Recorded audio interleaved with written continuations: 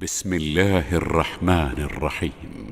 وما كان لبشر أن يكلمه الله إلا وحيا أو من وراء حجاب أو يرسل رسولا فيوحي بإذنه ما يشاء إنه علي حكيم.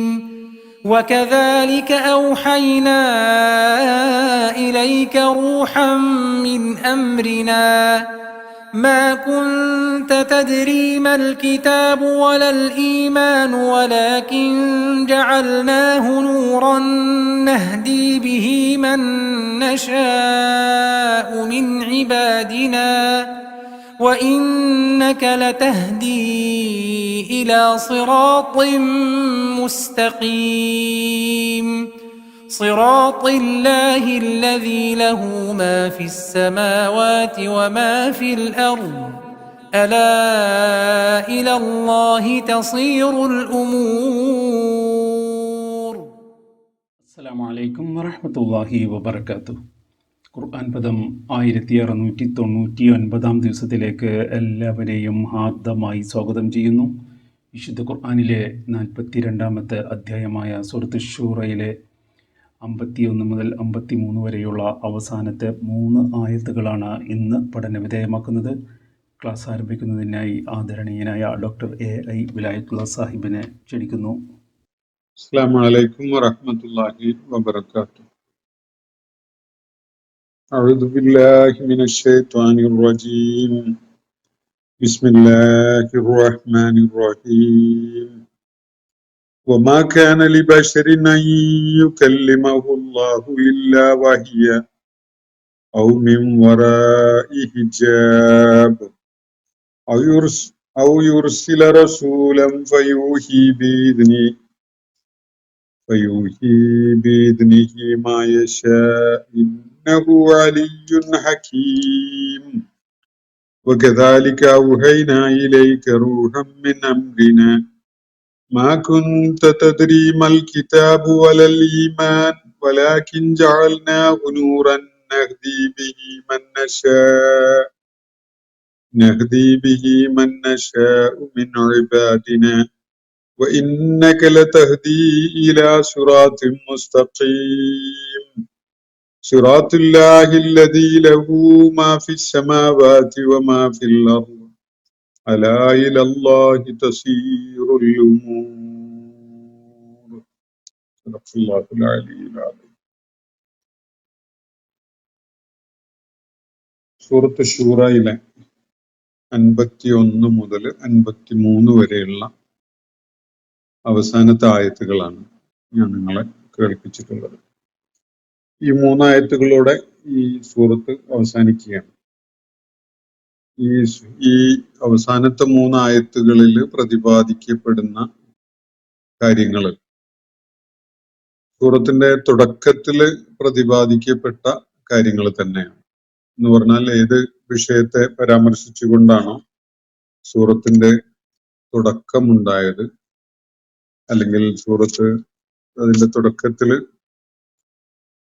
ചർച്ചയ്ക്ക് കൊണ്ടുവന്നത് ഏത് വിഷയമാണോ അതിൽ തന്നെയാണ്, ആ വിഷയത്തിലേക്ക് തന്നെയാണ് സൂറത്തിന്റെ അവസാനത്തിൽ നമ്മൾ തിരികെ എത്തുന്നത്. സൂറത്തിലെ മുഖത്താഴത്തുകളായ ആദ്യത്തെ 2 ആയത്തുകൾ, മുഖത്താഴത്തുകളായ അക്ഷരങ്ങൾ അടങ്ങിയ ആദ്യത്തെ 2 ആയത്തുകൾ കഴിഞ്ഞാൽ 3-ാമത്തെ ആയത്തിൽ ആണ് ഇവിടെ തുടക്കത്തിൽ വിഷയത്തിലേക്ക് വന്നിരുന്നത്. അവിടെ കദാലിക യൂഹി ഇലൈക വഇലല്ലദീന മിൻ ഖബ്ലിക അല്ലാഹുൽ അസീസുൽ ഹകീം എന്ന് പറഞ്ഞുകൊണ്ട് വഹീനെയാണ് പരാമർശിക്കുന്നത്. ഈ വിധത്തിലാണ് താങ്കൾക്ക് നാം ദിവ്യബോധനം നൽകുന്നത്, അതുപോലെ താങ്കൾക്ക് മുമ്പ് ദൈവിക ദൗത്യം നിർവഹിച്ചിരുന്നവർക്കും ദിവ്യബോധനം നാം നൽകിയിരുന്നത് ഇങ്ങനെയാണ് എന്ന് പറഞ്ഞുകൊണ്ടുള്ള ഒരു പരാമർശത്തിലാണ് അത് തുടങ്ങുന്നത്. അപ്പോ അള്ളാഹുവിന്റെ പ്രവാചകൻ മക്കയിലെ ആളുകളെ കേൾപ്പിച്ചുകൊണ്ടിരുന്ന ദൈവിക വെളിപാടുകളെയാണ് ഇവിടെ പരാമർശിക്കുന്നത്. സൂറത്തിന്റെ മൊത്തമായ പ്രതിപാദ്യം തന്നെ ഈ ദൈവിക വെളിപാടുകളും ആ വെളിപാടുകൾ ജനങ്ങളെ കേൾപ്പിച്ചപ്പോ അവര് സ്വീകരിച്ച നിലപാടുകളും പ്രതികരണങ്ങളും ഒക്കെയാണ് ഈ സൂറത്തിൽ മുഖ്യമായിട്ട് പരാമർശിക്കപ്പെടുന്ന കാര്യങ്ങൾ. ദൈവിക വെളിപാടുകളോട് ഈ വഹി ആയി ലഭിച്ച ആയാത്തുകളെ അവരെ കേൾപ്പിച്ചപ്പോ അതിനോട് മക്കയിലെ ആളുകൾ സ്വീകരിച്ച നിലപാടുകളും അത് സംബന്ധമായിട്ട് ചരിത്ര ഘട്ടങ്ങളിൽ അവരുടെ ശ്രദ്ധയിലേക്ക് തീർച്ചയായിട്ടും അനിവാര്യമായിട്ടും എത്തേണ്ടതായ ചില സംഭവങ്ങളൊക്കെ ഉള്ളത് സൂചിപ്പിച്ചുകൊണ്ടാണ് സൂറത്തിന്റെ പ്രതിപാദ്യം അങ്ങനെ വികസിച്ചു വന്നിട്ടുള്ളത്. അങ്ങനെ അതിന്റെ പരിസമാപ്തിയിലേക്ക് എത്തിയ ഈ അവസാന ഭാഗത്ത് അള്ളാഹു വീണ്ടും വഹിയ് എന്ന പ്രതിഭാസത്തെ അതിന്റെ ചില തലങ്ങൾ കൂടി ഊന്നി പറഞ്ഞുകൊണ്ടും ചൂണ്ടിക്കാണിച്ചുകൊണ്ടും ഈ സൂറത്തിന് പരിസമാപ്തി കുറിക്കുകയാണ്. അപ്പോ ഇന്നലെ നമ്മള് പഠന വിധേയമാക്കിയ ആയത്തുകളിലായിട്ട് ഒരു കാര്യം അള്ളാഹു ചൂണ്ടിക്കാണിച്ചത് ആകാശങ്ങളുടെയും ഭൂമിയുടെയും ഉടമസ്ഥനായ അള്ളാഹുവിനെ അവന്റെ മശീഅത്തിനെ വെല്ലുവിളിച്ചുകൊണ്ടോ തള്ളിക്കളഞ്ഞുകൊണ്ടോ നിങ്ങൾക്ക് യാതൊന്നും ചെയ്യുക എന്നത് സാധ്യമല്ല. അവന്റെ ഉടമസ്ഥതയിലാണ് ആകാശഭൂമികൾ. ഇക്കാര്യം ഈ വഹിയ് മുഖേന നൽകപ്പെടുന്ന മാർഗദർശനത്തെ പരാമർശിച്ചുകൊണ്ട് ചില കാര്യങ്ങൾ പറഞ്ഞ് ആകാശങ്ങളെയും ഭൂമിയെയും അതിന്റെ ഉടമസ്ഥതയെയും ഇതൊക്കെ ഒരു ചോദിക്കാനും പറയാൻ ആരും ഇല്ലാത്ത ഒരു അനാഥത്വം അനുഭവിക്കുന്ന പ്രതിഭാസങ്ങളായിട്ട് നിങ്ങൾ കരുതുന്നുണ്ടെങ്കിൽ വസ്തുത അങ്ങനെയല്ല. ഇതിനൊക്കെ ചോദിക്കാനും പറയാനും ഒക്കെ ഉത്തരവാദപ്പെട്ട ഒരുവനുണ്ട്. അവന്റെ ഉടമസ്ഥതയിലാണത്. അവനോടാണ് എല്ലാവരും അതുമായി ബന്ധപ്പെട്ടുകൊണ്ടുള്ള ചോദ്യങ്ങൾക്ക് ഉത്തരം പറയേണ്ടി വരിക എന്നത് വ്യക്തമാക്കുന്ന ചില കാര്യങ്ങളാണ് ഇവിടെ അള്ളാഹു ഉയർത്തി കാണിക്കുകയുണ്ടായത്. എന്നിട്ട് ഇതില് എന്നല്ല, നിങ്ങളുടെ നിത്യജീവിതത്തിലെ നിങ്ങളുടെ വളരെ ഇന്റിമേറ്റ് ആയ നിങ്ങളുടെ വളരെ സ്വകാര്യമായ ആഗ്രഹാഭിലാഷങ്ങളുടെ രംഗങ്ങളിൽ പോലും നിങ്ങൾക്കല്ല എന്തെങ്കിലും മശീഅത്ത് നടപ്പിലാക്കാനുള്ള അധികാരമോ കഴിവോ ഉള്ളത്, മറിച്ച് അതും അള്ളാഹുവിന് തന്നെയാണ് എന്നതാണ് ഓരോരുത്തരുടെയും മനുഷ്യരുടെ കൂട്ടത്തിൽ ഓരോരുത്തർക്കും നൽകപ്പെടുന്ന സന്താനങ്ങളുടെ കാര്യം പരാമർശിച്ചുകൊണ്ട് അള്ളാഹു സൂചിപ്പിക്കുന്നത്. ചിലർക്ക് അവൻ പെൺമക്കളെ നൽകുന്നു, വേറെ ചിലർക്ക് ആൺമക്കളെ നൽകുന്നു, മറ്റു ചിലർക്ക് ആൺമക്കളെയും പെൺമക്കളെയും നൽകുന്നു, വേറെ ചിലരെ വന്ധ്യരാക്കുന്നു. ഇത് അള്ളാഹുവിന്റെ നിശ്ചയമാണ്. നിങ്ങളുടെ ആഗ്രഹാഭിലാഷങ്ങളൊക്കെ ഉണ്ടായിരിക്കെ തന്നെ അതിലൊന്നും ഇടപെടാനോ നിങ്ങളുടെ ആഗ്രഹാഭിലാഷങ്ങൾക്ക് അനുസരിച്ച് കാര്യങ്ങളെ തിരിച്ചുവിടാനോ ഒന്നും സാധിക്കുന്ന ആളുകളല്ല നിങ്ങളൊന്നും തന്നെ.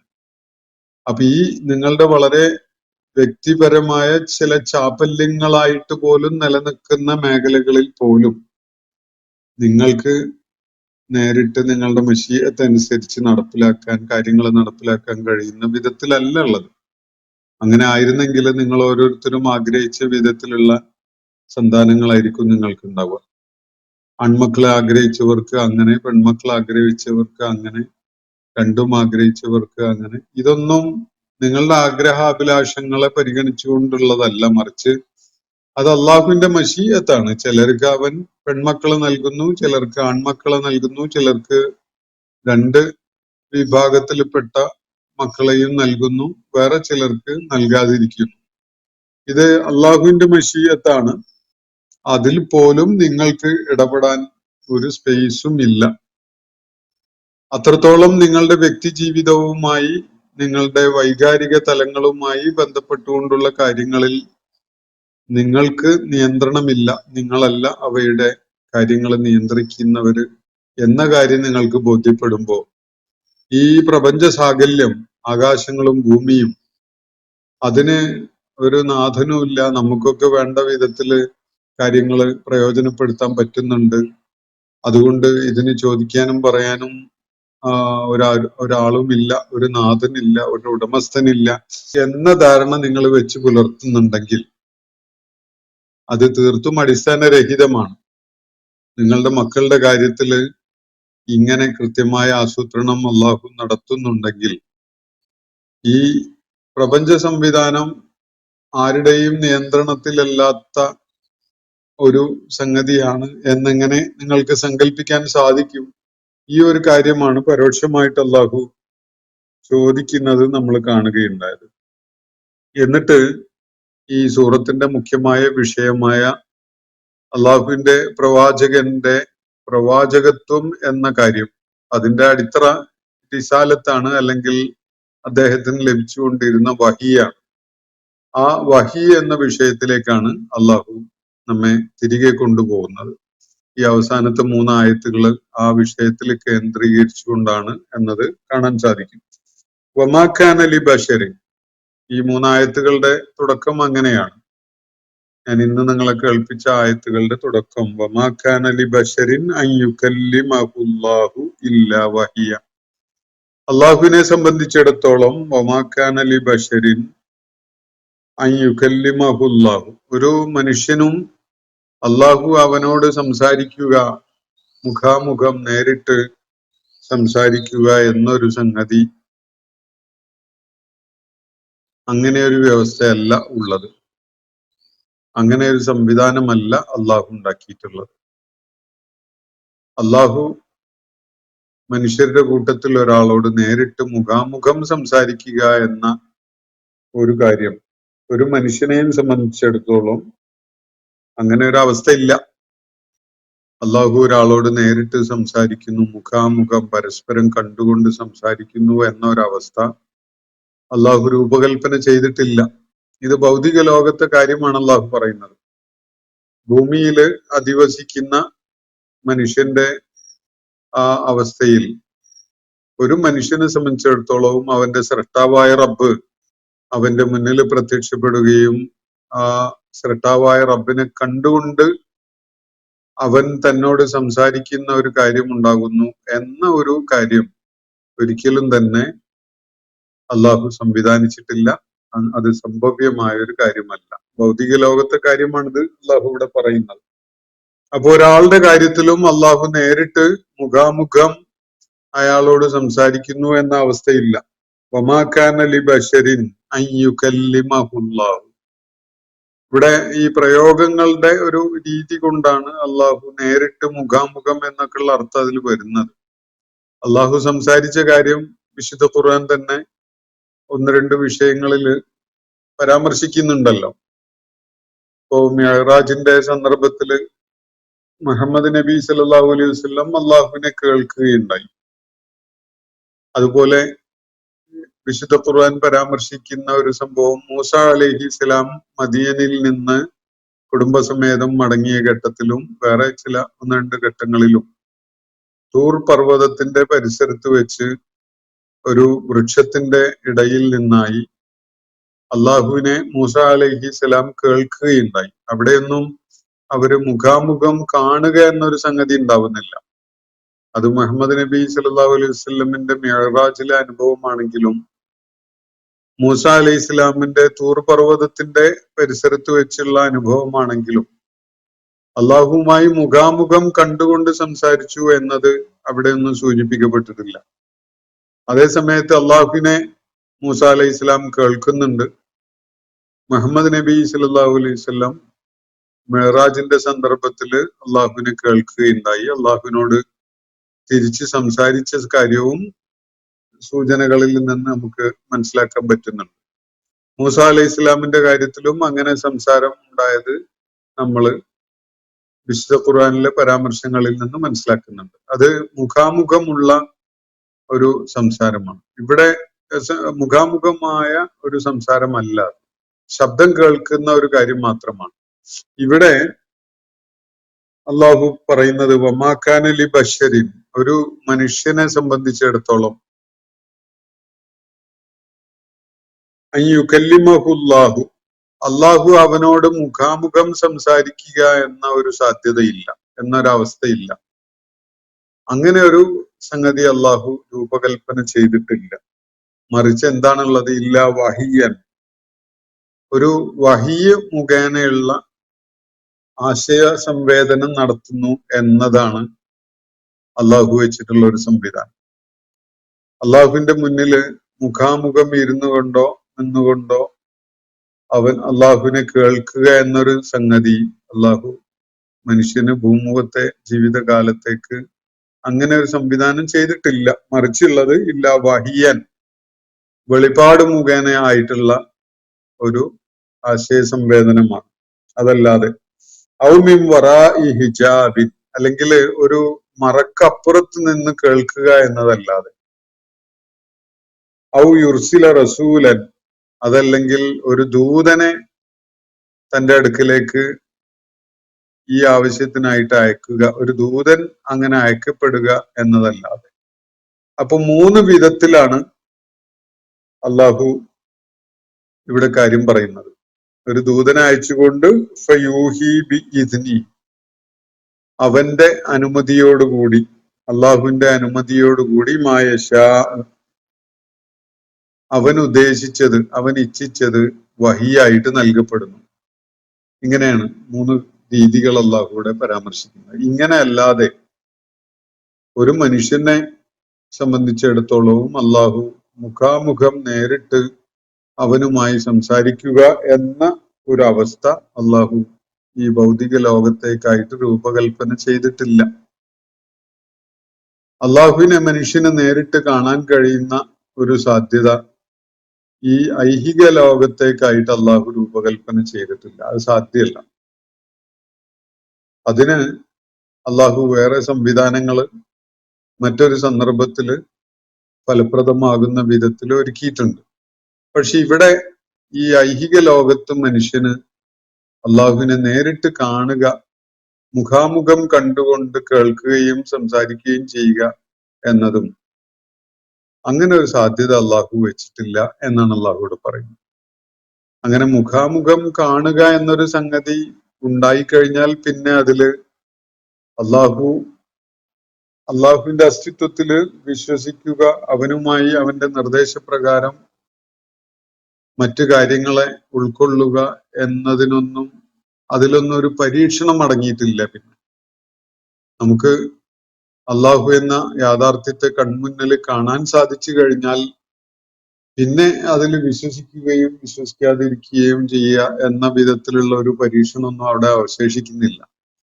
കാരണം സീയിങ് ഈസ് ബിലീവിങ് എന്നാണ്. യുക്തി കൊണ്ട് ബോധ്യപ്പെട്ടുകൊണ്ട് അള്ളാഹുവിനെ ഉൾക്കൊള്ളുകയും അംഗീകരിക്കുകയും ചെയ്യുക എന്നതാണ് മനുഷ്യ ജീവിതത്തിലെ ഈ ഐഹിക ലോകത്തെ ഏറ്റവും വലിയ പരീക്ഷണമായിട്ടുള്ളത്.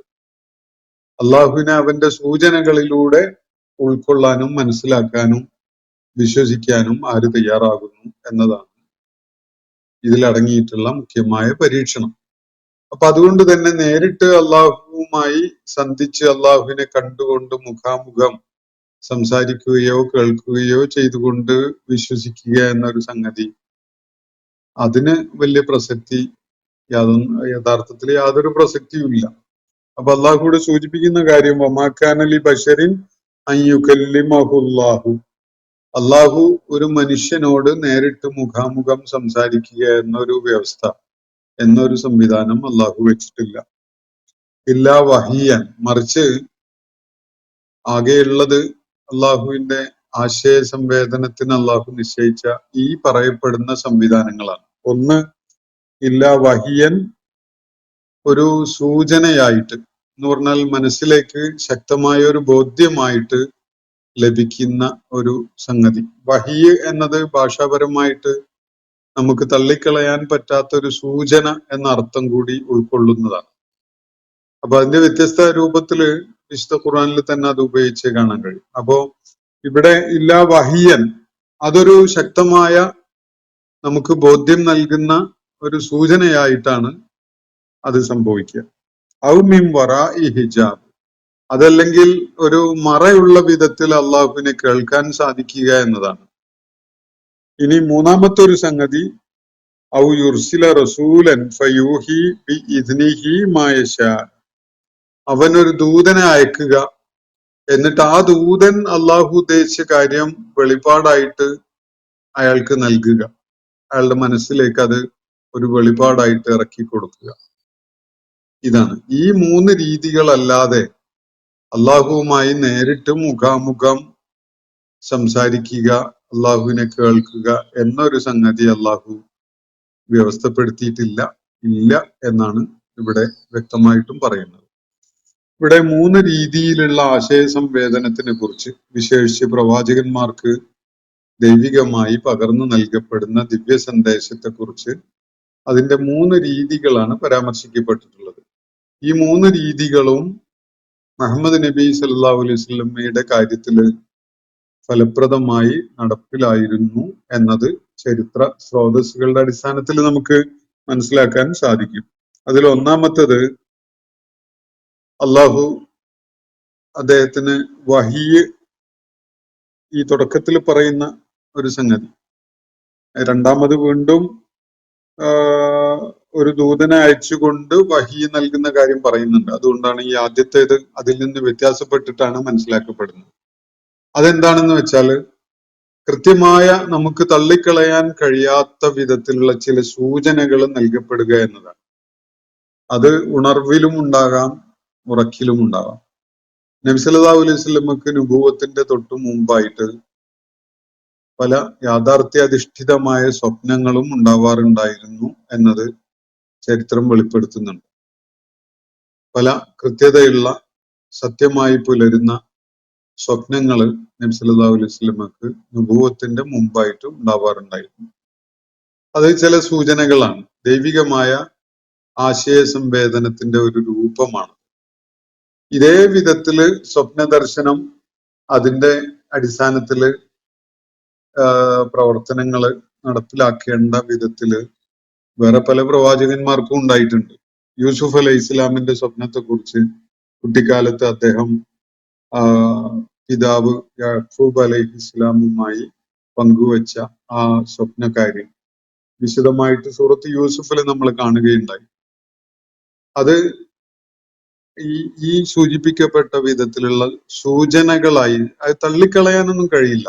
മനസ്സിന് ശക്തമായ ബോധ്യമായി അനുഭവപ്പെടുന്ന ചില സൂചനകൾ, അത് സ്വപ്നത്തിലോ ഉണർവിലോ ഉണ്ടാകുന്ന ചില ബോധ്യപ്പെടലുകളാണ്.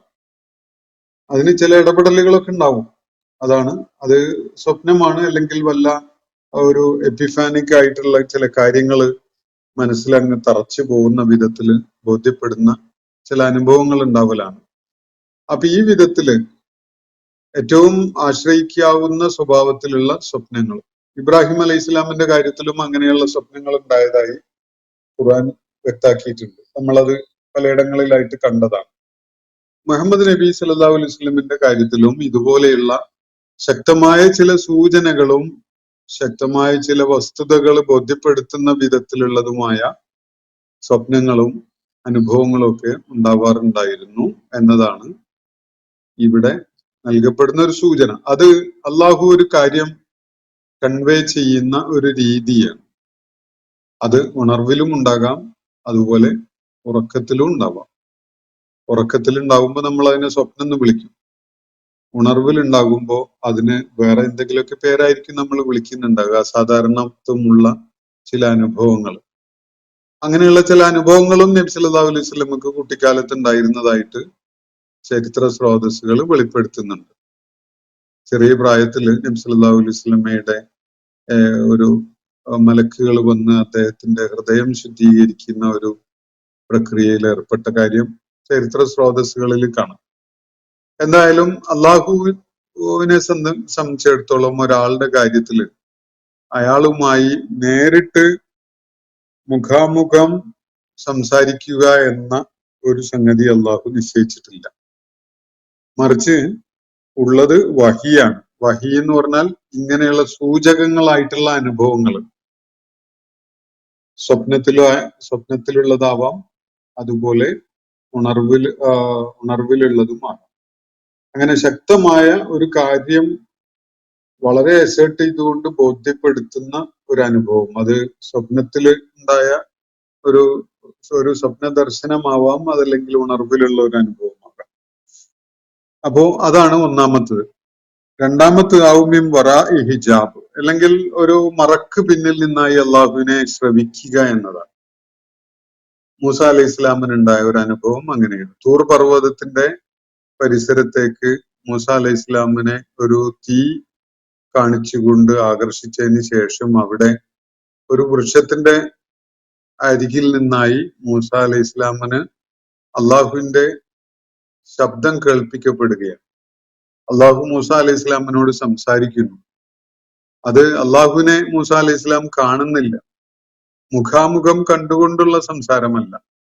വേണമെങ്കിൽ ഒരു അശരീരി എന്നൊക്കെ പറയാവുന്ന സാന്നിധ്യം അറിയിക്കാത്ത ആള് ആരാണ് എന്നത് കാണുകയോ അങ്ങനെ അനുഭവപ്പെടുകയോ ചെയ്യാത്ത വിധത്തില് ശബ്ദം മാത്രം കേൾപ്പിക്കപ്പെടുന്ന ഒരു അനുഭവമാണ്. അപ്പൊ അങ്ങനെയാണ് രണ്ടാമത്തെ കാര്യം. ഔ മിൻ വറാഇ ഹിജാബ്, ഒരു മറക്കപ്പുറത്തിൽ നിന്നുകൊണ്ടുള്ള ശബ്ദം കേൾക്കാനുള്ള ഒരു അവസരം. ഇതുപോലെയുള്ള ഒരു അനുഭവം നബി സല്ലല്ലാഹു അലൈഹി വസല്ലമക്ക് മിഅ്റാജിന്റെ രാത്രിയിൽ ഉണ്ടായതായും അതിന്റെ വിശദമായ കാര്യങ്ങൾ പകർന്നു നൽകുന്ന ഹദീസുകളിൽ നിന്ന് കാണാൻ കഴിയും. ഔ യുർസില റസൂലൻ, ഇനി അതല്ലെങ്കിൽ അവൻ ഒരു ദൂതനെ അവന്റെ അടുക്കലേക്ക് അയക്കുക എന്നത്. ഫയൂഹി ബി ഇദ്നിഹി മാ യശാ, അങ്ങനെ ആ ദൂതൻ അവനിലേക്ക് എന്ന് പറഞ്ഞാൽ ആ പ്രവാചകനിലേക്ക്, ആ മനുഷ്യനിലേക്ക് അള്ളാഹു ഉദ്ദേശിച്ച കാര്യം അവന്റെ അനുമതിയോടുകൂടി വെളിപാടായിട്ട് നൽകുന്നു. ഇതാണ്. അപ്പൊ ഈ വഹിയ് എന്ന സംഗതി അതിന്റെ രണ്ടാമത്തെ രൂപത്തിൽ പ്രവാചകന്മാർക്ക് ഉണ്ടാവുന്ന ദൈവിക വെളിപാട് എന്ന നിലക്ക് ആണ് ഈ മൂന്നാമത്തെ സംഗതിയിൽ പരാമർശിക്കപ്പെടുന്നത്. അത് വഹിയിന്റെ ഒരു പ്രവാചകന്മാർക്ക് കോമൺ ആയിട്ടുണ്ടായിട്ടുള്ള ഒരു അനുഭവമായിട്ടാണ് ഈ മൂന്നാമത് പറയുന്ന കാര്യം മനസ്സിലാക്കാൻ സാധിക്കുക. ആ വിധത്തിലാണ് ഖുർആൻ പണ്ഡിതന്മാരൊക്കെ അതിനെ വിവരിക്കുന്നത്. ആദ്യം പരാമർശിച്ച സംഗതി ചില സത്യമായി പുലരുന്ന തരം സ്വപ്നങ്ങളും അതുപോലെയുള്ള ചില പകൽ അനുഭവങ്ങളും ഒക്കെ അത് സൂചനകളാണ്, ഭാഷയിലൂടെ കൺവേ ചെയ്യുന്ന ഒരു കാര്യമല്ല. അതാണ് അതിന് പ്രത്യേകമായി മനസ്സിലാക്കേണ്ട ഒരു കാര്യം. ചില ശക്തമായ സൂചന, ആശയം നമുക്ക് ബോധ്യപ്പെടും, കൃത്യതയോടുകൂടി നമ്മുടെ മനസ്സിൽ അത് തറഞ്ഞു കിടക്കും. ഇബ്രാഹിം അലൈഹിസ്സലാമിന് മകനെ ബലി നൽകാൻ നിർദ്ദേശം നൽകുന്നത് അങ്ങനെ ഒരു രൂപത്തിലാണ്, സ്വപ്നത്തിലൂടെയാണ്. അതിൽ അത്രയും കൃത്യതയും തെളിമയും ഉള്ളതായതുകൊണ്ടാണ് ഇബ്രാഹിം അലൈഹിസ്സലാമിന് അത് ദൈവികമായ വഹിയാണ് എന്നത് മനസ്സിലാവുന്നത്. പക്ഷെ അത് വാക്കുകൾ കേൾപ്പിച്ചുകൊണ്ടുള്ള ഒരു വെളിപാട് രൂപത്തിലല്ല. അപ്പൊ ഇത് ആണ് ഒരു രൂപം. രണ്ടാമത്തത് മറക്ക് പിന്നിലായിക്കൊണ്ട് ഒരു അശരീരി പോലെ കേൾക്കാൻ കഴിയുക എന്നതാണ്. മൂന്നാമത്തത് ഒരു ദൂതൻ വന്ന് വെളിപാട് പകർന്നു നൽകുക എന്നതാണ്. ദൂതൻ എന്ന് പറയുന്നത് മലക്ക് ജിബ്രീലാണ് ഇവിടെ ഉദ്ദേശിക്കുന്നത്. ഒരു മലക്ക് മുഖേന അള്ളാഹു അവന്റെ ദൂതന്മാർക്ക്, പ്രവാചകന്മാർക്ക് വെളിപാട് നൽകുക എന്ന ഈ സംഗതി. ഇങ്ങനെയല്ലാതെ, ഈ മൂന്ന് വിധത്തിലല്ലാതെ നേരിട്ട് മുഖാമുഖം സംസാരിക്കുക, അള്ളാഹു സംസാരിക്കുക എന്നൊരവസ്ഥ ഒരു മനുഷ്യന്റെ കാര്യത്തിലും അള്ളാഹു നിശ്ചയിച്ചിട്ടില്ല. എന്ന് പറഞ്ഞാൽ ഭൗതിക ലോകത്ത് മനുഷ്യന്റെ ജനനം മുതൽ മരണം വരെയുള്ള ആ ജീവിത കാലയളവിൽ ഒരിക്കൽ പോലും മനുഷ്യന്, അത് പ്രവാചകന്മാരായാൽ പോലും, അള്ളാഹുവിനെ നേരിട്ട് കാണുക, മുഖാമുഖം കണ്ട് സംസാരിക്കുക എന്നത് അള്ളാഹു നിശ്ചയിച്ച ഒരു കാര്യമേ അല്ല. അങ്ങനെ ഉണ്ടാവില്ല. ഉള്ള സാധ്യതകൾ ഈ മൂന്നെണ്ണമാണ്. ഒന്ന്, സ്വപ്നം പോലെയുള്ള അനുഭവങ്ങളിലൂടെ ശക്തമായ ഒരു സൂചനയും ബോധ്യപ്പെടുത്തലും ഉണ്ടാവുക. രണ്ടാമത്തത്, ഒരു മറക്ക് പിന്നിൽ നിന്നായി അള്ളാഹുവിനെ കേൾക്കാൻ സാധിക്കുക എന്നത്. മൂന്നാമത്തേത്, ഒരു ദൂതൻ മുഖേന, ഒരു മലക്ക് മുഖേന വഹിയ് നൽകപ്പെടുക എന്നത്. ഈ മൂന്ന് രീതികളല്ലാതെ അള്ളാഹുവുമായി നേരിട്ടൊരു മുഖാമുഖം സംഭാഷണം ഉണ്ടാവുക എന്നത് ഒരു മനുഷ്യന്റെ കാര്യത്തിലും അള്ളാഹു നിശ്ചയിച്ച ഒരു കാര്യമല്ല. ഇന്നഹു അലിയുൻ ഹക്കീം, അവൻ അത്യുന്നതനും അതുപോലെ ഏറ്റവും യുക്തിപൂർവകമായി കാര്യങ്ങൾ നിർവഹിക്കുന്നവനുമാണ്, യുക്തിജ്ഞനുമാണ്. അപ്പൊ അള്ളാഹുവിന്റെ ഔന്നത്യവും അതുപോലെ അവന്റെ യുക്തിജ്ഞതയും ഈ രണ്ട് സംഗതികളുമാണ് അള്ളാഹുവിന്റെ ഈ നടപടിക്രമത്തിന്റെ പിന്നിലുള്ള കാര്യങ്ങൾ. ഒന്ന്, അള്ളാഹുവിന്റെ അത്രയും ഉന്നതനായ, അള്ളാഹുവിന്റെ ആ സമുന്നതമായ ആ പദവിയിൽ നിന്നുകൊണ്ട് മനുഷ്യന് അവന്റെ ഭൗമികമായ സകല പരിമിതികളും ഇരിക്കെ അള്ളാഹുവിനെ നേരിട്ട് കാണുകയും സംസാരിക്കുകയും ചെയ്യുക എന്നൊരു കാര്യം സാധ്യമല്ല. അള്ളാഹു അങ്ങനെ സംവിധാനിച്ചിട്ടില്ല. അത് മനുഷ്യനെ സംബന്ധിച്ചിടത്തോളം സാധ്യതയുള്ള ഒരു കാര്യമായി അള്ളാഹു നിശ്ചയിച്ചിട്ടില്ല. അതിന്റെ ഒരു അടിത്തറ അള്ളാഹു അത്രയും ഉന്നതനാണ് എന്നതാണ്. അള്ളാഹുവിന്റെ ആ ഔന്നത്യം നിലനിൽക്കെ മനുഷ്യന്റെ ഭൂമിയിൽ അവന്റെ ജീവിതത്തിൽ അടങ്ങിയിട്ടുള്ള ചില ജഡികമായ പരിമിതികളുടെ അകത്ത് നിന്നുകൊണ്ട് മനുഷ്യൻ അള്ളാഹുവുമായി നേരിട്ട് കണ്ട് സംഭാഷണം നടത്തുക എന്നത് സാധ്യമല്ല. അള്ളാഹു അലിയാണ്. അതേപോലെ പറയുന്നത് അള്ളാഹു ഹക്കീമും കൂടിയാണ്. അങ്ങനെ എന്തുകൊണ്ട് അള്ളാഹു ചെയ്തു? ഈ ഒരു സംവിധാനം അള്ളാഹു ആ നിലക്ക് വെച്ചത് എന്തിനാണ്? എന്തുകൊണ്ട് ആളുകളെ വേണമെങ്കിൽ ആളുകൾക്ക് തന്നെ കാണാനുള്ള ഒരു സംവിധാനം അള്ളാഹു ചെയ്തില്ല? അതിലാണ് അള്ളാഹുവിന്റെ ഹിക്മത്ത് അടങ്ങിയിട്ടുള്ളത്. അങ്ങനെ അള്ളാഹുവിനെ നേരിട്ട് കാണുക, മുഖാമുഖം കേൾക്കുക എന്നൊരു സംഗതി ഉണ്ടായിരുന്നെങ്കിൽ പിന്നെ മനുഷ്യനെ സംബന്ധിച്ചിടത്തോളം അവന് അള്ളാഹു ഒരുക്കിയിട്ടുള്ള ജീവിതം എന്ന പരീക്ഷണം അതിലൊരർത്ഥവുമില്ല. അപ്പോ അത് ഉണ്ടാവാതിരിക്കുക എന്നതാണ് അള്ളാഹുവിന്റെ ഹിക്മത്ത്.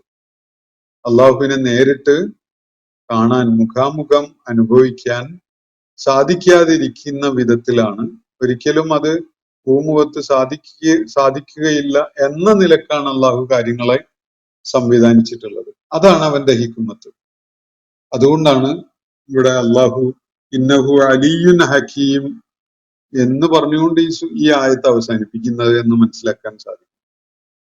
അപ്പൊ ഇന്നഹു അലിയുൻ ഹക്കീം, അള്ളാഹുവിന്റെ ആ ഔന്നത്യത്തിൽ നിന്നുകൊണ്ട് മനുഷ്യനുമായി നേരിട്ട് ഭാഷണം എന്നൊരു സംഗതി, മുഖാമുഖം കണ്ടുകൊണ്ടുള്ള ഒരു സംഗതി സാധ്യമല്ല.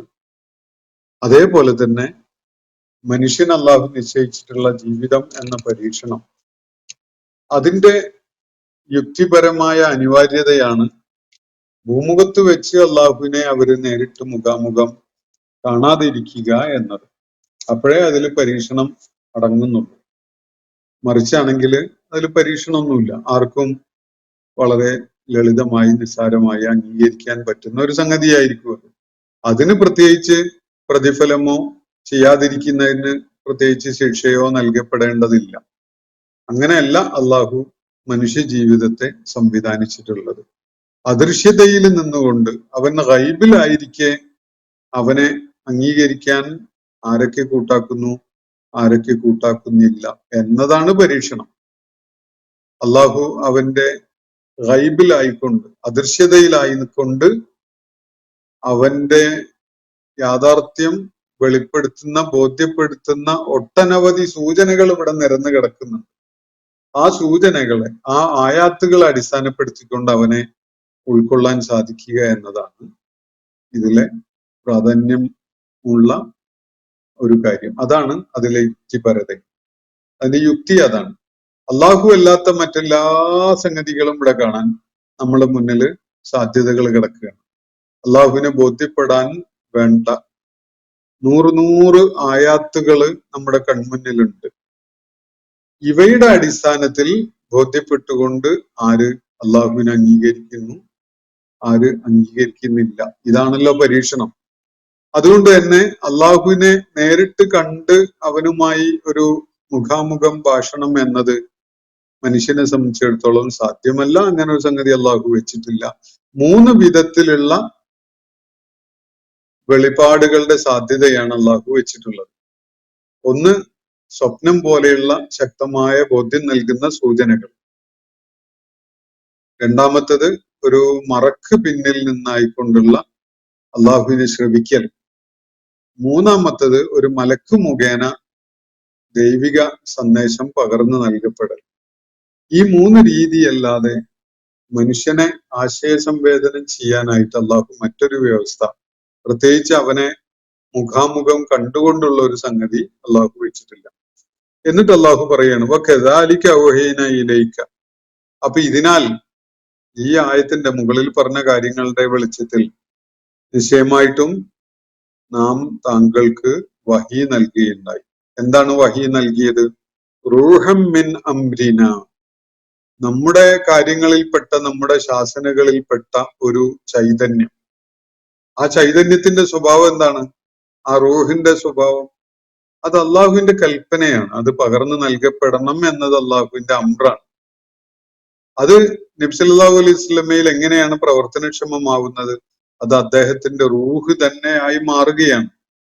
മറിച്ച് ഒരു സാധ്യത അള്ളാഹുവിന്റെ പ്രവാചകനെ സംബന്ധിച്ചിടത്തോളം നിലനിൽക്കുന്നില്ല. ആ ചൈതന്യം പകർന്നു നൽകപ്പെടുന്നതോടുകൂടി, ഈ രീതിയിൽ വഹി നൽകപ്പെടുന്നതോടുകൂടി അതിനെ നിഷേധിക്കുകയോ അതിനോട് പ്രതിഷേധം കാണിക്കുകയോ എതിർപ്പ് കാണിക്കുകയോ ചെയ്യുന്ന ഒരു സാധ്യത അള്ളാഹുവിന്റെ പ്രവാചകനിൽ പിന്നെ അവശേഷിക്കുന്നില്ല. അതൊരു ചൈതന്യമായി മാറുകയാണ്. അങ്ങനെ നബി സല്ലല്ലാഹു അലൈഹി വസല്ലമയുടെ ചൈതന്യമായി മാറുന്ന വഹിയ് നൽകപ്പെടുക എന്നതാണ് നബി സല്ലല്ലാഹു അലൈഹി വസല്ലമയുടെ കാര്യത്തിൽ ഉണ്ടായിട്ടുള്ളത്. വകദാലിക, ഈ വിധത്തില് എന്ന് പറഞ്ഞാൽ ഏതാണ്? മുകളിൽ പരാമർശിക്കപ്പെട്ട 3 രീതികളുണ്ട്. ആ 3 രീതികളിലൂടെ ഔഹൈന ഇലൈക, നിന്നിലേക്ക് നാം ദിവ്യബോധനം നൽകിയിരിക്കുന്നു. സ്വപ്ന ദർശനം ഉണ്ടായിട്ടുണ്ട്. മറക്ക് പിന്നിൽ നിന്ന് അള്ളാഹുവിനെ ശ്രവിക്കുക എന്ന കാര്യം ഉണ്ടായിട്ടുണ്ട്. ഒരു മലക്ക് മുഖേന വെളിപാട് പകർന്നു നൽകപ്പെടുക എന്ന കാര്യവും ഉണ്ടായിട്ടുണ്ട്. ഈ വിധത്തിൽ ഔഹൈന ഇലൈക, നിന്നിലേക്ക് നാം വെളിപാട് നൽകിയിരിക്കുന്നു. എന്താണ് വെളിപാടായിട്ട് നൽകിയത്? റൂഹം മിൻ അംരിന, നമ്മുടെ കൽപ്പന പ്രകാരമുള്ള ഒരു ചൈതന്യമാണ്. നബി സല്ലല്ലാഹു അലൈഹി വസല്ലമയുടെ വ്യക്തിത്വത്തെ കൃത്യമായി നിർണയിക്കുന്ന വിധത്തിലുള്ള ഒരു ചൈതന്യമാണ് പകർന്നു നൽകപ്പെട്ടത്. അത് ദിവ്യ സന്ദേശമാണ്. ആ ദിവ്യ സന്ദേശം നബി സല്ലല്ലാഹു അലൈഹി വസല്ലമയിലേക്ക് പ്രവേശിക്കുന്നതോടുകൂടി ആ ദിവ്യ സന്ദേശത്തിന്റെ ഒരു മാനിഫെസ്റ്റേഷൻ ആയിട്ട്, അതിന്റെ ഒരു പ്രകടനമായിട്ട് മാറുകയാണ് അള്ളാഹുവിന്റെ പ്രവാചകൻ. അദ്ദേഹത്തിന് മറിച്ച് ചെയ്യാൻ കഴിയില്ല. അള്ളാഹുവിന്റെ പ്രവാചകൻ ആ ദിവ്യ സന്ദേശത്തിന്റെ ആൾരൂപമായിട്ട് മാറും. അതാണ് ആയിഷ റളിയല്ലാഹു അൻഹ പറയുകയുണ്ടായത്, ഖുൽഖുൽ ഖുർആൻ, അദ്ദേഹത്തിന്റെ സ്വഭാവം ഖുർആൻ തന്നെയായിരുന്നു എന്ന് പറഞ്ഞല്ലോ. അതെന്താണെന്ന് വെച്ചാൽ, ഈ ഖുർആൻ നബി സല്ലല്ലാഹു അലൈഹി വസല്ലമയിലേക്ക് അവതരിപ്പിക്കപ്പെടുന്നതോടുകൂടി അതിന്റെ ഒരു മാനിഫെസ്റ്റേഷനായി, അതിന്റെ ജീവിത സന്ദർഭങ്ങളിൽ എങ്ങനെ ആ ഖുർആനായി മാറണം എന്നത് വെളിപ്പെടുത്തുന്ന ഒരാളായിട്ട് മാറിയിരിക്കുകയാണ് അള്ളാഹുവിന്റെ പ്രവാചകൻ. കാരണം അദ്ദേഹത്തിന്റെ ഓരോ രോമകൂപത്തെയും സ്വാധീനിക്കുന്ന ഒരു ചൈതന്യമാണത്. മറിച്ച് അതല്ലാത്ത രീതിയിൽ നബി സല്ലല്ലാഹു അലൈഹി വസല്ലമക്ക് ഒരു ജീവിതം ഇല്ല. ഈ ദിവ്യ ചൈതന്യം ആയിട്ട് അദ്ദേഹത്തിലേക്ക് അത് പകർന്നു നൽകപ്പെട്ടതോടെ പിന്നെ ആ വഹീന്റെ മാനിഫെസ്റ്റേഷൻ ആയിട്ടാണ് അള്ളാഹുവിന്റെ പ്രവാചകനെ എല്ലാവർക്കും കാണാൻ കഴിയുക. കാരണം അത് നബിയിലേക്ക് അങ്ങ് ഇറങ്ങി ചെന്നിട്ടുള്ള ഒരു ചൈതന്യമാണ്, ദൈവിക ശാസനയുടെ ഒരു ചൈതന്യം. അപ്പോ കദാലിക ഔഹൈന ഇലൈക, ഈ വിധത്തില് നിന്നിലേക്ക്, താങ്കളിലേക്ക് നാം വഹീ നൽകുകയുണ്ടായി. റൂഹം മിൻ അംരിന, നമ്മുടെ കാര്യങ്ങളിൽ അല്ലെങ്കിൽ ശാസനകളിൽപ്പെട്ട ഒരു ചൈതന്യം. അതൊരു ചൈതന്യമായിട്ടാണ് ഈ വെളിപാട് പകർന്നു നൽകപ്പെട്ടത് എന്നതാണ് സൂചിപ്പിക്കപ്പെടുന്ന കാര്യം. എന്ന് പറഞ്ഞാൽ വെളിപാടിന്റെ വാക്കുകളും നബി സല്ലല്ലാഹു അലൈഹി വസല്ലമയുടെ മനസ്സിന്റെയോ ശരീരത്തിന്റെയോ വഴക്കവും തമ്മിൽ ഒരു വിടവുണ്ടാവില്ല. എന്താണോ നബി സല്ലല്ലാഹു അലൈഹി വസല്ലമയിലേക്ക് വഹി മുഖേന വെളിപ്പെടുത്തപ്പെട്ടിട്ടുള്ള സന്ദേശം, അത് അതിന്റെ സർവ ചൈതന്യവും ഉൾക്കൊണ്ടുകൊണ്ടാണ് പിന്നെ നബി സല്ലല്ലാഹു അലൈഹി വസല്ലമയുടെ സ്വഭാവവും വ്യക്തിത്വവും പെരുമാറ്റവും പ്രവർത്തനവും ഒക്കെ ഉണ്ടാവുക. ആ വിധത്തിലുള്ള ഒരു ചൈതന്യം അള്ളാഹുവിന്റെ കൽപ്പന പ്രകാരം അദ്ദേഹത്തിലേക്ക് വഹിയായിട്ട് അവതരിക്കുകയായിരുന്നു. അപ്പോ അതിന്റെ മുമ്പ് എന്തായിരുന്നു അവസ്ഥ? 40-ാമത്തെ വയസ്സിൽ ഈ ദിവ്യബോധനം ലഭിക്കുന്നതിന്റെ മുമ്പ് സമൂഹത്തിൽ അദ്ദേഹം 10-40 കൊല്ലം ജീവിച്ചല്ലോ. ആ കാലഘട്ടത്തിൽ ഉണ്ടായിരുന്ന അവസ്ഥ എന്തായിരുന്നു, അതിന് ശേഷമുള്ള അവസ്ഥ എന്താണ്? ഇതാണ് ഇവിടെ ചൂണ്ടിക്കാണിക്കപ്പെടുന്ന കാര്യം. അപ്പോ ഈ വഹി പകർന്നു നൽകപ്പെട്ടതോടെ അത് നബി സല്ലല്ലാഹു അലൈഹി വസല്ലമയുടെ റൂഹായിട്ട് മാറുകയാണ്.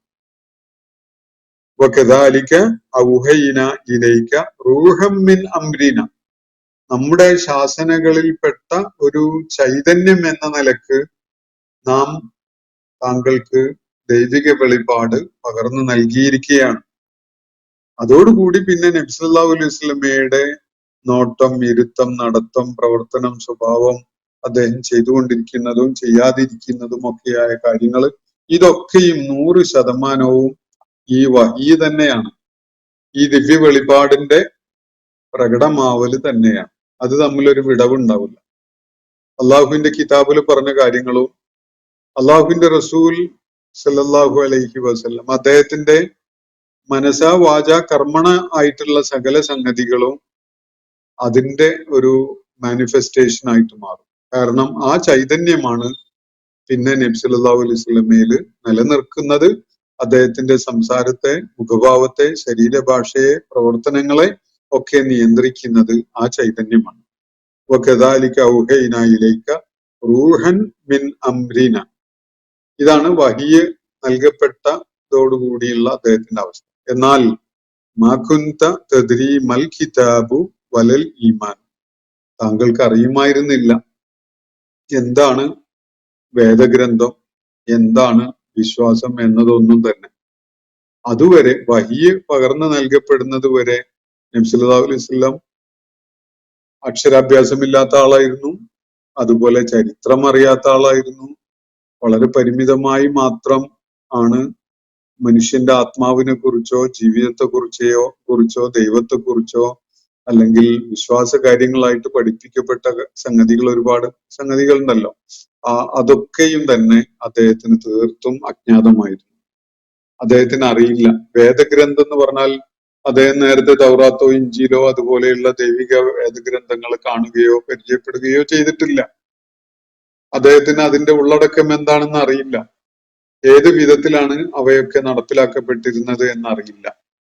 അദ്ദേഹത്തിന് ദിവ്യ ചൈതന്യമായി ഈ വെളിപാട് നൽകപ്പെട്ടത് മുതലാണ് ഇത് അദ്ദേഹത്തിൽ പ്രവർത്തനക്ഷമമായി മാറുന്നത്. അല്ലാതെ പൂർവിക വേദങ്ങളൊക്കെ വളരെ കൃത്യമായി ഭംഗിയായി പഠിച്ച് ഒരു പണ്ഡിതനായി മാറി അങ്ങനെ അതിനുശേഷം വെളിപാട് കിട്ടുകയല്ല. നബി സല്ലല്ലാഹു അലൈഹി വസല്ലമിന്റെ മനസ്സ് വളരെ പൂർണ്ണമായിട്ടും ക്ലീനായ, ഒന്നും എഴുതിയിട്ടില്ലാത്തൊരവസ്ഥയിലാണ് ഉള്ളത്. അതിലേക്ക് അറിവ് ആവശ്യമായ വിധത്തിൽ പിന്നീട് അദ്ദേഹം വെളിപ്പെടുത്തുന്ന അല്ലെങ്കിൽ ജനങ്ങൾക്ക് മാർഗദർശിയായി ജീവിക്കുമ്പോൾ കാണിക്കുന്ന വിധത്തിലുള്ള അറിവിന്റെ സാന്നിധ്യം അദ്ദേഹത്തിന് ഉണ്ടായിരുന്നില്ല അതുവരെ. അപ്പോ അദ്ദേഹത്തിന് അറിയുകയും ഇല്ല അള്ളാഹുവിൽ വിശ്വസിക്കുക എന്ന് പറഞ്ഞാൽ എന്താണ് എന്നത്, എങ്ങനെയാണ് അതിന്റെ, എന്തൊക്കെയാണ് അതിന്റെ സൂചനകൾ, ഇതൊന്നും അള്ളാഹുവിന്റെ പ്രവാചകനാകട്ടം വരെ അറിയില്ല. എന്താണ് പ്രവാചകന്മാർ എന്ന് പറഞ്ഞാൽ, പ്രവാചകത്വം എന്ന് പറഞ്ഞാൽ എന്താണ്, ദൈവിക വെളിപാട് എന്ന് പറഞ്ഞാൽ എന്താണ്, ആഖിറത്ത് എന്ന് പറഞ്ഞാൽ എന്താണ്, തുടങ്ങിയിട്ടുള്ള കാര്യങ്ങളൊന്നും അള്ളാഹുവിന്റെ പ്രവാചകന് അതുവരെ അറിയുമായിരുന്നില്ല. മാ കുന്ത തദ്രി മൽ കിതാബ്, ഒരു ദിവ്യ ഗ്രന്ഥം, വേദഗ്രന്ഥം എന്ന് പറഞ്ഞാൽ എന്താണ് എന്നത് താങ്കൾക്ക് അറിയുമായിരുന്നില്ല. വലൽ ഈമാൻ, സത്യവിശ്വാസം എന്ന് പറഞ്ഞാൽ എന്താണ് എന്ന കാര്യവും താങ്കൾക്ക് അറിയുമായിരുന്നില്ല. അതുവരെ ദൈവിക വെളിപ്പാടായിട്ട് ഈ റൂഹ് അള്ളാഹുവിന്റെ കൽപ്പന പ്രകാരം അദ്ദേഹത്തില് വഹിയായിട്ട് പകർന്നു നൽകപ്പെടുന്നത് വരെ. വലാഖിൻ ജഅൽനാഹു നൂറൻ, എന്നാൽ എങ്ങനെയാണ് നാം അതിനെ നടപ്പിലാക്കിയിട്ടുള്ളത്? ജഅൽനാഹു നൂറൻ, ഈ റൂഹ് എന്ന് പറഞ്ഞല്ലോ നേരത്തെ, വഹിയായിട്ട് പകർന്നു നൽകപ്പെട്ട റൂഹൻ മിൻ അംരിന, നമ്മുടെ കൽപ്പനകളിൽപ്പെട്ട ഒരു ചൈതന്യം എന്നാണ് പറഞ്ഞിട്ടുള്ളത്. അതെങ്ങനെയാണ്? അത് ജഅൽനാഹു നൂറ, അതിനെ ഒരു പ്രകാശമായിട്ടാണ് നാം വെച്ചിട്ടുള്ളത്. അദ്ദേഹത്തിന് പകർന്നു നൽകിയിട്ടുള്ളത് ഈ റൂഹ്, ഈ ദിവ്യ വെളിപാടിന്റെ റൂഹ് എന്ന് പറയുന്നത് ഒരു പ്രകാശമായിട്ടാണ് നൽകപ്പെട്ടിട്ടുള്ളത്. വലാഖിൻ ജഅൽനാഹു നൂറൻ, അതൊരു വെളിച്ചമാണ്. എല്ലാ കാര്യത്തിലും ഒരു കൃത്യമായ ധാരണ നൽകുന്ന ഒരു വെളിച്ചമാണ് അദ്ദേഹത്തിന്റെ മനസ്സിലായി അള്ളാഹു നിക്ഷേപിച്ച ദൈവിക വെളിപാടിന്റെ ആ ചൈതന്യം എന്ന് പറയുന്നത്. അത് മുഖേന നഹദി ബിഹി മൻ നശാ, ആ വെളിച്ചം പകർന്നു കൊടുത്തുകൊണ്ടാണ് നാം ഉദ്ദേശിക്കുന്നവരെ നാം സന്മാർഗികളാക്കുന്നത്. അപ്പൊ ഒരാളെ മാർഗദർശനം ചെയ്യാൻ അള്ളാഹു ഉദ്ദേശിക്കുമ്പോൾ അയാൾക്ക്, അത് പ്രവാചകനായാലും സാധാരണ മനുഷ്യനായാലും, അയാൾക്ക് അള്ളാഹു പകർന്നു നൽകുന്നത് ഈ വെളിച്ചമാണ്. അപ്പൊ ഈ വെളിച്ചം മുഖേനയാണ് നഹദി ബിഹി മൻ നശാ, ഒരാൾക്ക് നാം മാർഗദർശനം നൽകുന്നത്. മിൻ ഇബാദിന, നമ്മുടെ ദാസന്മാരുടെ കൂട്ടത്തിൽ ഒരുവന് നാം ജീവിതത്തിൽ മാർഗദർശനം നൽകുന്നത് ഈ വെളിച്ചം പകർന്നു കൊടുത്തുകൊണ്ടാണ്.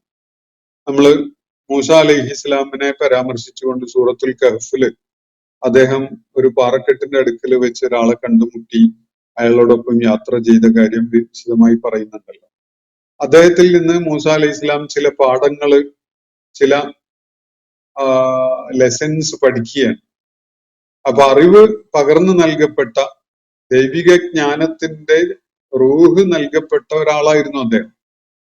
അയാളുടെ പ്രവർത്തനങ്ങളെ കണ്ടുകൊണ്ടാണ് മൂസ അലൈഹി സ്വലാം ചില വിജ്ഞാനങ്ങളൊക്കെ നേടുന്നത്, ചില അറിവൊക്കെ നേടുന്നത്. നമ്മളത് വിശദമായിട്ട് കാണുകയുണ്ടായതാണ് നേരത്തെ. അപ്പൊ അള്ളാഹുവിടെ പറയുന്നത്, ഈ റൂഹിനെ നാം വഹിയായിട്ട് നൽകിയിട്ടുള്ളത് അത് ഒരാളിൽ നാം നിക്ഷേപിക്കുന്ന ഒരു വെളിച്ചമാണ്, ഒരു പ്രകാശമാണ്. ആ പ്രകാശം മുഖേനയാണ് നാം ഉദ്ദേശിക്കുന്ന ഒരാളെ, നമ്മുടെ ദാസന്മാരുടെ കൂട്ടത്തിൽ ഒരാളെ നാം മാർഗദർശനം നൽകി അനുഗ്രഹിക്കുന്നത്. വൈന്നക്കല തഹ്ദീ, അതുകൊണ്ട് താങ്കൾ നിശ്ചയമായിട്ടും മാർഗം കാണിക്കുന്നു. ഇലാ സിറാത്തിൻ മുസ്തഖീം, ചൊവ്വായ ദിശയിലേക്കാണ് താങ്കൾ ആളുകളെ മാർഗം കാണിക്കുന്നത്. ഒരു സംശയവും വേണ്ട. ദൈവികമായി പകർന്നു നൽകപ്പെട്ടിട്ടുള്ള ഈ 3 ആശയ സംവേദനത്തിന്റെ രീതികളിലൂടെയുമായിട്ട് പകർന്നു നൽകപ്പെട്ടിട്ടുള്ള ഒരു റൂഹുണ്ട്, ഒരു ചൈതന്യം. ആ റൂഹം മിൻ അംരിഹി എന്നതാണ് അള്ളാഹുവിന്റെ ശാസനകളിൽപ്പെട്ട ഒരു ചൈതന്യമാണ്. ആ ചൈതന്യം പകർന്നു നൽകപ്പെട്ടു എന്നതിനാൽ അതൊരു ഒരാളിൽ നിക്ഷേപിക്കപ്പെടുന്ന പ്രകാശമാണ്. ആ പ്രകാശം സിദ്ധിച്ചാൽ അയാള് ആ പ്രകാശത്തിന്റെ മഹിമയിലാണ് പിന്നെ മുന്നോട്ട് നടക്കുന്നത്.